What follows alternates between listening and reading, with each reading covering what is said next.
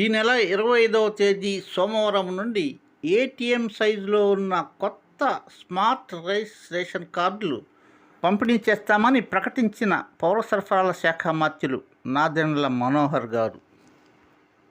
కొత్తగా అప్లై చేసుకున్న వారికి కూడా ఈ స్మార్ట్ కార్డులు ఇస్తారని, పాత వారికి పాత కార్డుల స్థానంలో కొత్త స్మార్ట్ రేషన్ కార్డులు ఏటీఎం సైజులో ఉన్నవి పంపిణీ చేస్తారని ప్రకటించిన నాదెండ్ల మనోహర్ గారు. ఈ నెల 25వ తేదీ నుంచి 4 విడతలు అంటే సెప్టెంబర్ 15 వరకు పంపిణీ చేస్తారని. తొలి విడతలో ఆగస్టు 25వ తేదీన సోమవారం నుండి విశాఖపట్నం, విజయనగరం, నెల్లూరు, ఎన్టీఆర్, తిరుపతి, కృష్ణా, శ్రీకాకుళం, తూర్పుగోదావరి, పశ్చిమ గోదావరి జిల్లాల్లో పంపిణీ చేస్తారు.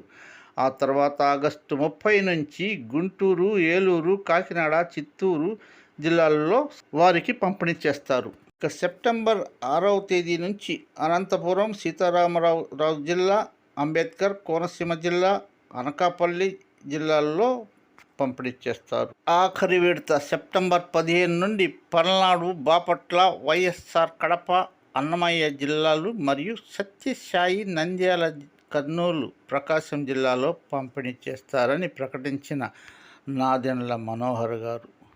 ప్లీజ్ సబ్స్క్రైబ్ చేసుకొని ఒక లైక్ కొట్టి బెల్ ఐకాన్ నొక్కండి. ఒక ముఖ్య విన్నపము, చిన్న పిల్లలను మొబైల్ నుండి దూరంగా ఉంచండి ప్లీజ్.